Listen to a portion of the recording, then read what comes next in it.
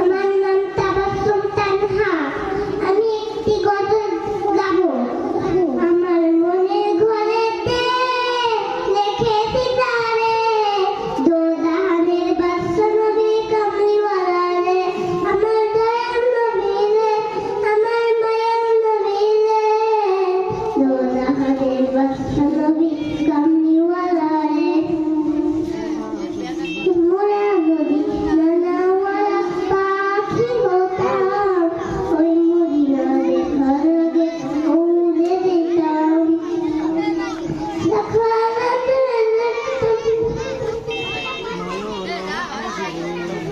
নয়ন ভরে,